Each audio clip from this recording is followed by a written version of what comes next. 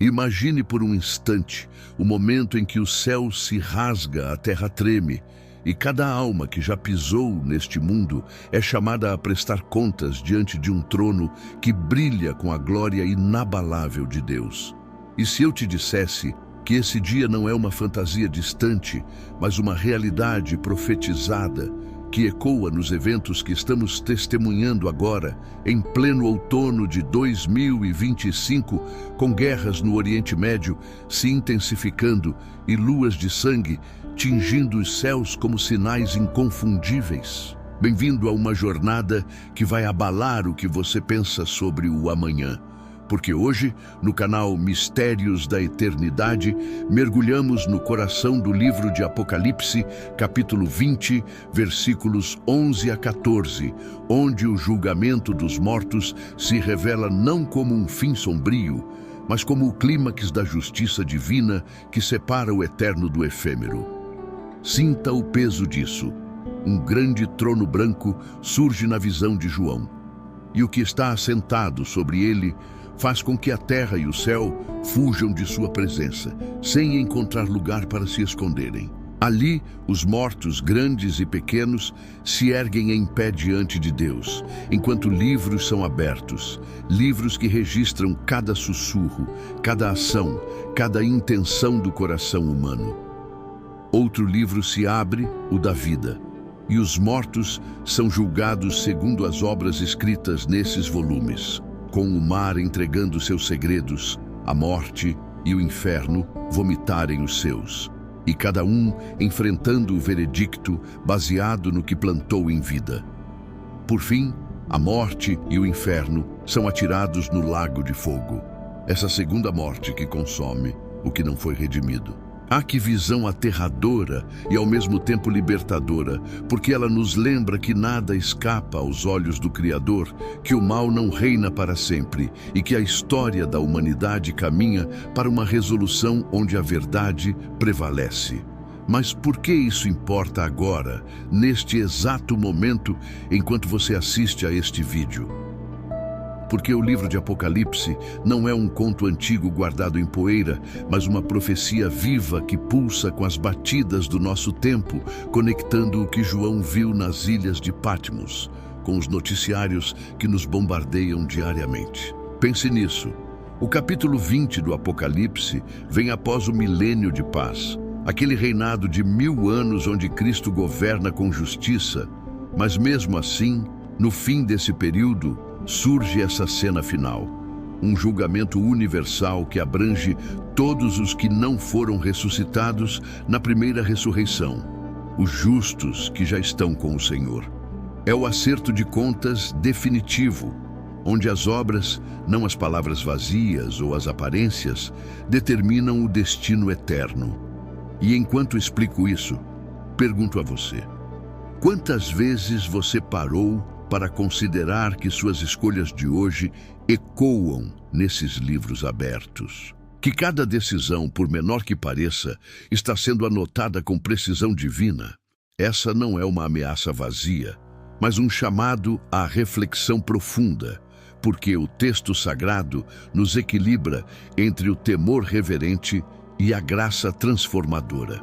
Agora, imagine o cenário se desdobrando. João, exilado e inspirado pelo Espírito, vê esse trono branco como um símbolo de pureza absoluta, contrastando com o caos que precedeu. Os mortos se levantam, não em corpos corruptíveis, mas em ressurreição para o julgamento, e os livros se abrem como arquivos eternos da consciência humana. O livro da vida, esse é o pivô. Nomes inscritos pelo sangue do Cordeiro, não por méritos próprios, mas pela fé que opera pelo amor. E as obras? Elas não salvam, mas revelam o fruto da árvore plantada no coração.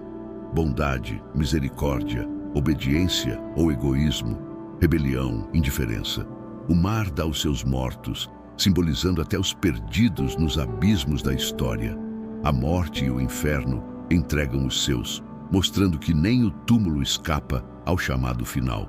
E então, o lago de fogo, não como punição arbitrária, mas como o fim do sofrimento, onde a segunda morte consome o que se rebelou contra o Criador. Que profundidade teológica nisso tudo, não é?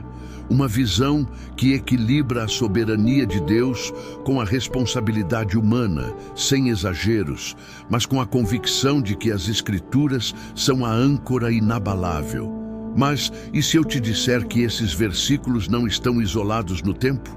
Eles se entrelaçam com o que vivemos hoje, como fios de uma tapeçaria profética que se revela aos nossos olhos. Veja só, em 2025, enquanto conflitos geopolíticos no Oriente Médio, especialmente envolvendo Israel, se agravam com tensões que lembram as guerras de Gog e Magog, descritas no livro de Ezequiel, capítulo 38, e luas de sangue, eclipses lunares totais, marcam o calendário celestial 3 vezes neste ano, eventos que especialistas em profecias ligam diretamente a sinais para Israel e o mundo. Não podemos ignorar o eco do Apocalipse. Esses céus avermelhados não são coincidências astronômicas frias. Eles sussurram as palavras de João no livro de Apocalipse, capítulo 6, versículo 12, onde a lua se torna como sangue antes do grande dia do Senhor.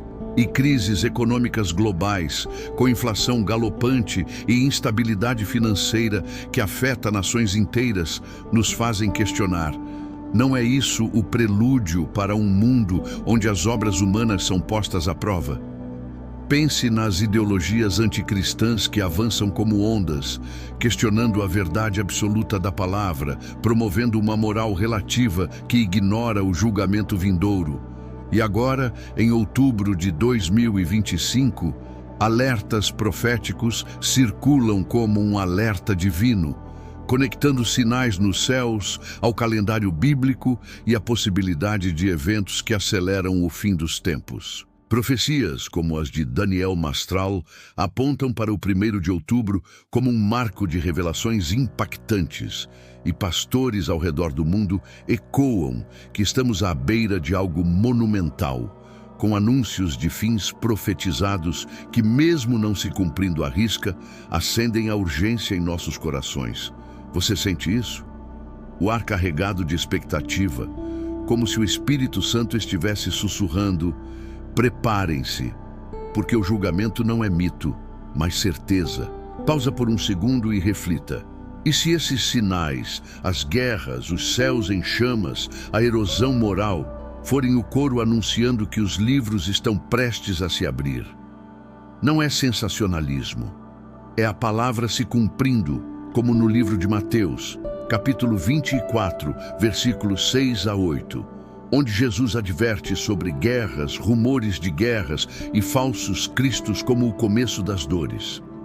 Estamos vivendo isso, irmão, e o que nos diferencia é como respondemos: com temor que leva à sabedoria ou com indiferença que nos deixa despreparados.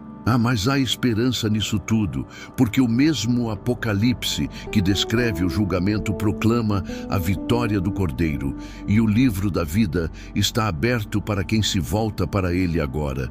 Sinta a intensidade crescendo. Imagine o tribunal celestial, com nações inteiras representadas ali. Líderes que outrora dominavam manchetes, agora humilhados perante o Rei dos Reis.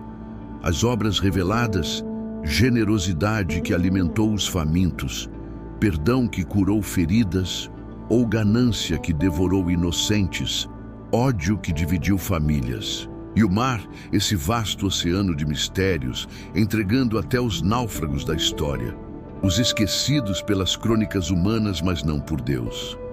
A morte, o grande equalizador, e o inferno, o poço de separação, forçados a comparecer, provando que nem o véu da mortalidade esconde a verdade eterna. Essa é a justiça que anseia o coração justo, o equilíbrio divino que corrige as injustiças que vemos hoje. Opressão em terras distantes, corrupção em salas de poder, sofrimento que clama por redenção. Mas pergunto de novo, com o coração apertado: você está pronto para esse momento?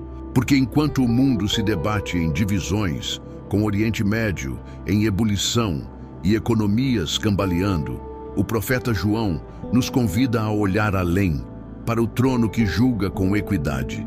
E é aqui, nesse ponto de revelação máxima, que o Espírito me impulsiona a pausar e dizer: se essa verdade está mexendo com você, como mexeu comigo ao prepará-la, dê um like agora neste vídeo. Inscreva-se no canal Mistérios da Eternidade para não perder nenhuma dessas joias proféticas. E compartilhe com quem precisa ouvir. Porque espalhar essa palavra não é opção, é obediência ao chamado de Mateus, capítulo 28, versículo 19. Vamos continuar, porque a jornada não para. Ela nos leva mais fundo na aplicação prática dessa visão.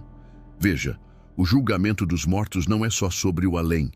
Ele molda o hoje, nos chamando a uma vida de integridade, onde cada ato é semeado com eternidade em mente.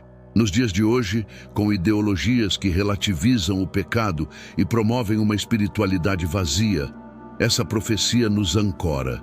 As obras contam, mas só a luz da graça. Lembra das luas de sangue deste ano? Elas não são um mero espetáculo. Para os olhos proféticos, são lembretes de Joel, capítulo 2, versículo 31, onde o sol escurece e a lua se torna sangue antes da vinda do grande e terrível dia do Senhor. E com profecias circulando sobre outubro como um mês de viradas espirituais, sentimos o pulso acelerado do tempo final. Crises econômicas que empobrecem multidões nos fazem ecoar as palavras de Tiago, capítulo 5, versículos 1 a 3, advertindo os ricos sobre o julgamento de suas riquezas acumuladas. Tudo se conecta, como peças de um quebra-cabeça divino, nos convidando a uma vigilância que não é paranoia, mas preparação santa. Sinta a emoção subir. Imagine o alívio dos cujos nomes estão no livro da vida, o terror dos que rejeitaram a oferta de salvação e o triunfo final quando a morte é engolida pela vitória. Essa é a narrativa do Apocalipse, não de derrota, mas de consumação. Agora, à medida que nos aproximamos do fim dessa reflexão, permitam que eu recapitule suavemente. Vimos o trono branco como símbolo de justiça pura, os livros abertos revelando obras eternas, a ressurreição universal e o lago de fogo como fim do mal, tudo entrelaçado com os sinais de 2025 que gritam cumprimento profético. Isso não é para aterrorizar, mas para despertar, para nos levar à santificação, vivendo como quem espera o noivo. Que essa mensagem ressoe em sua alma, chamando a vigilância diária, a oração fervorosa, a proclamação do Evangelho em meio ao caos. E para encerrar com exortação bíblica, ouçam as palavras da primeira carta aos Tessalonicenses, capítulo 5, versículo 6. Portanto, não durmamos como os demais, mas vigiemos e sejamos sóbrios. Sim, vigiemos com esperança, porque o julgamento vem, mas traz redenção para os fiéis. E a volta de Cristo é a nossa grande expectativa. Se esta mensagem falou com você, inscreva-se agora no canal Mistérios da Eternidade. O seu like é essencial para que esta palavra alcance mais pessoas e desperte vidas para o reino de Deus. Deixe o seu comentário aqui abaixo. Eu leio todos com atenção e quero muito saber o que o Espírito Santo ministrou ao seu coração através desta mensagem. Compartilhe este vídeo com seus amigos, com a sua família e nos grupos da sua igreja, para que mais pessoas possam conhecer os mistérios da eternidade. Juntos, vamos espalhar a luz da verdade e preparar o caminho para a volta gloriosa de Cristo.